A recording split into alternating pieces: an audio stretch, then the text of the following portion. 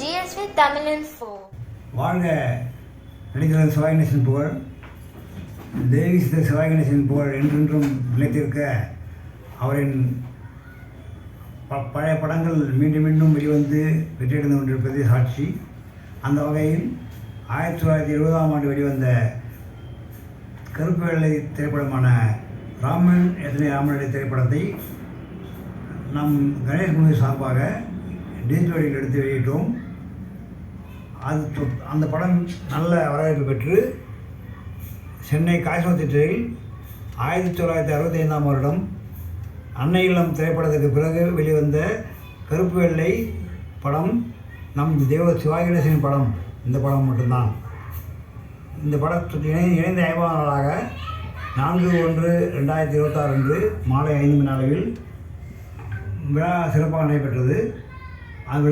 அந்த விழாவில் ராமச்சந்திர வசகத்தா பாலமுருகன் அவர்கள் மகன் திரு பூபதி ராயா அவர்களும் நம் சிவாஜி கணேசனின் மிக நெருங்கிய நண்பரான வி.கே. ராமசாமி அவர்களின் மகன் திரு ரகு அவர்களும் அத்திரைப்படத்தில் பி. மாதவன் ஐயாவுடன் இணைந்து கோல்டன் டைரக்டராக வேலை செய்த திரு வேணுகோபால் அவர்களும், மேலும் ஏஎம் நிறுவனத்தை எடிட்டிங் டிபார்ட்மெண்ட்டில் இருந்த சரவணன் அவர்களும், நம் ஐயாவின்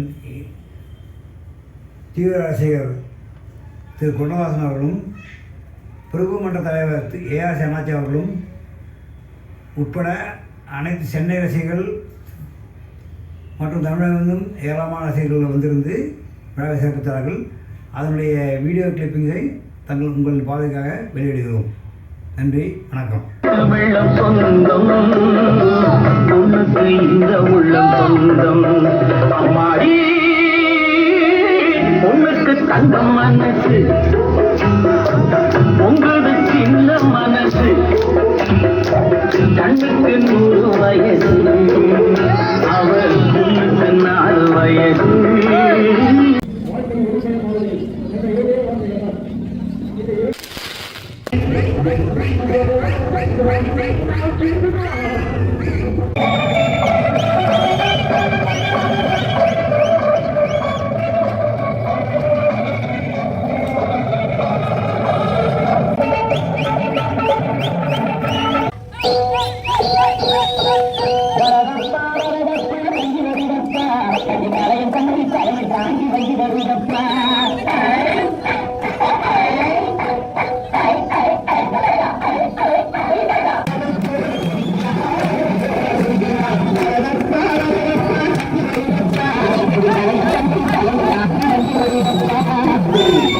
காவலர் நடிக்கும், அவர் போட்டு பெருந்து நடிக்கும், ஒப்பனை நடிக்கும். நீங்க பாத்தீங்கன்னா இந்த ஒரே ஒரு இது ஒரே ஒரு சம்பவம் குடிக்கிறாங்க.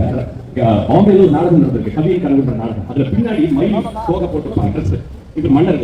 அப்போ சக்தி கிருஷ்ணசாமி வந்து சொல்றாரா, அவரு ஒருத்தர் தான் கணேசன் கூப்பிடுறவர். அவர் சொல்றாரு, கணேசு இது 5000 ரூபாய் பின்னாடி போட்டு இருந்தார்.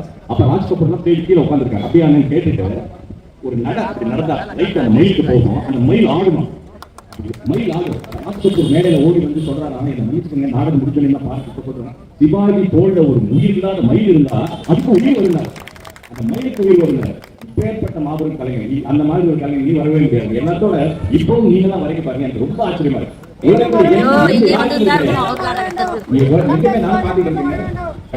நான் மொழிகளையும் நான் பண்ணிருக்கேன், எல்லாம் பார்த்திருக்கேன். ஆனா எந்த ஒரு மிகப்பெரிய திருப்திமாசாரா இருக்கட்டும், மிகப்பெரிய நதிராமராசாரா இருக்கட்டும், இப்போ இப்படி நீங்க வரைக்கும் பாருங்க, இது உலகத்துல எந்த ஒரு கலைஞருக்கும் இல்ல, எங்க நடிகர் முடியாது, ஒருத்தருக்கு தான் இருக்கு.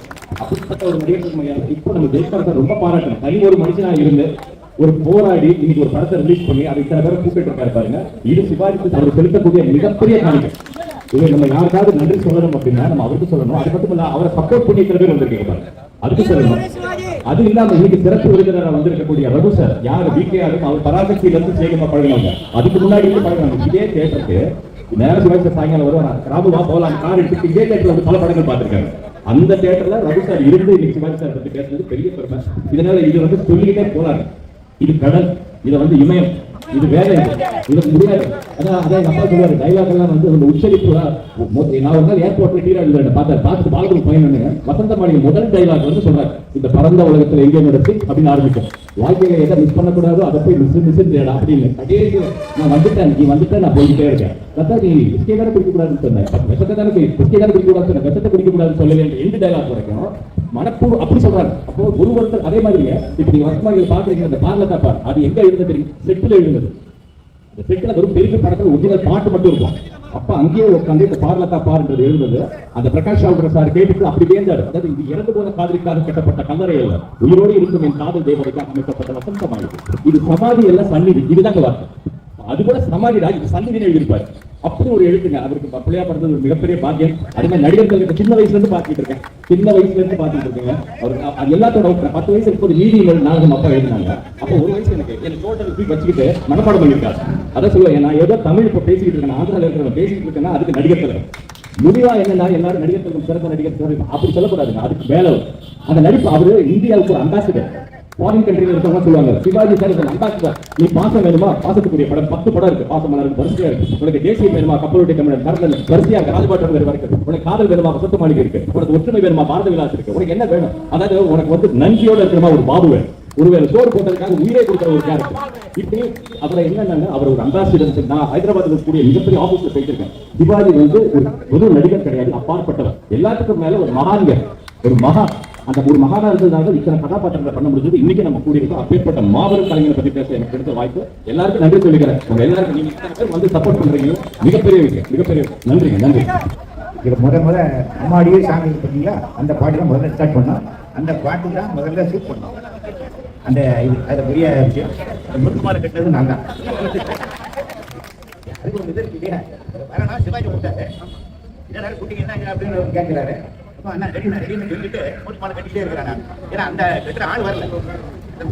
பார்த்த உடனே எனக்கு எல்லாம் ஞாபகம் அப்புறம் பட்டிக்காட்டப்பட்டமா 25 வாரம் போச்சுது. அன்னைக்கு ஆபரேஷன் பண்ணி மாளிகையில் தான் சீட்டு எல்லாத்தையும் கொடுத்தாங்க. காமராஜர் தான் எல்லாத்தையும் கொடுத்தாரு. அந்த காமராஜருக்கு சீட்டு எடுத்து கொடுத்து நான் தான் கட்டி விட்டு அவரே நடிகர்கள் கொடுப்பாங்க.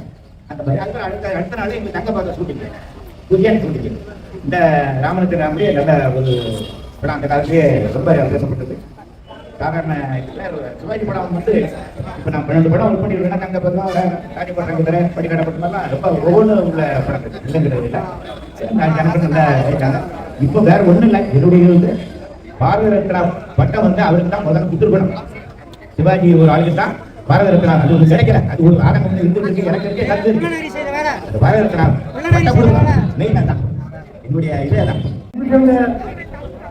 அண்ணனின் உயிர் தோழர்களே, சத்திய பெருமக்களே, நம்முடைய அண்ணனை உயிரிலும் மேலாக நேசிக்கின்ற நம்முடைய அலுவலர் ஜெயக்குமார் அவர்கள் இன்னும் 2வது தயாரிப்பாக அவர் இந்த படத்தை புதிதாக இன்றைக்கு வெளியிட்டார். இந்த கேசவ பகுதி என்பது பிரசித்திப்பட்ட பகுதியாக பகுதி. இங்கே வராத படங்கள், வெளிவராத படங்கள் எதுவுமில்லை. இங்கே ஓடிய படங்கள் அத்தனையும் 100 நாள் வெளிவராக தேட்டர். இந்த தேட்டரில் நமது அண்ணனுடைய படமும் மற்றொரு நடிகருடைய படமும் மிக பிரமாண்டமாக ஓடிய இந்த தேட்டரில் துணிச்சலாக ஒரு சாதாரண ஏழை சிவாஜியின் ரசிகன் ஜெயக்குமார் அவர்கள் எப்படி பாடுபட்டு எங்கெங்கே கடல் வாங்கி இந்த படத்தை அவர் துணிச்சலோடு திரையிட்டிருக்கிறார். அவருக்கு நான் பேசிட்டு சொன்னேன், உங்களுடைய துணிச்சலை நான் பாராட்டுகிறேன்.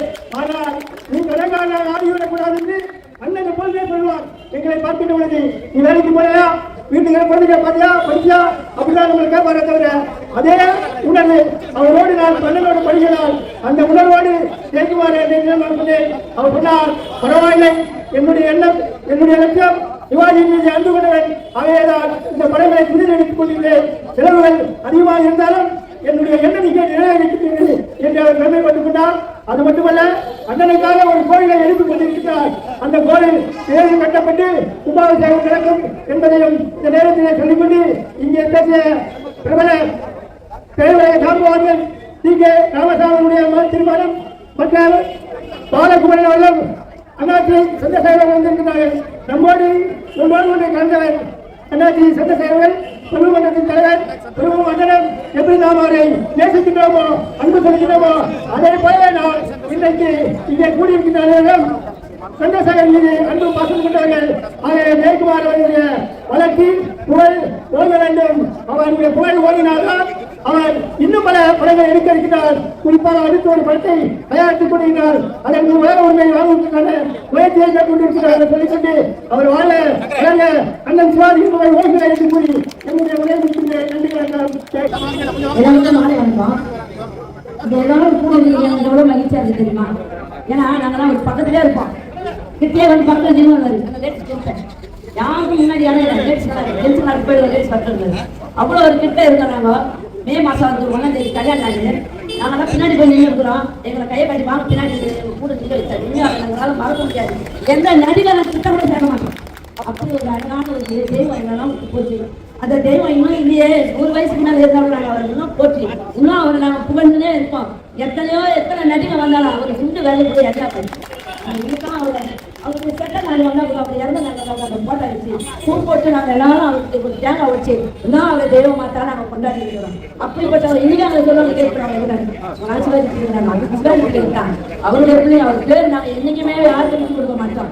இன்னைக்கே நாங்கள் அந்த காங்கிரஸ் இருக்கிறோன்னா எங்கள் ஐயா காட்டின வழி எங்கள் ஐயா காட்டுற காமராஜர் காட்டின வழியில தான் இன்னும் நாங்கள் காமராஜர் வழியில தான் நடக்கிறோம். எங்கள் ஐயா காட்டுற வழியில தான் இன்னும் நாங்கள் அந்த கட்சிக்கு போயிருக்கோம்.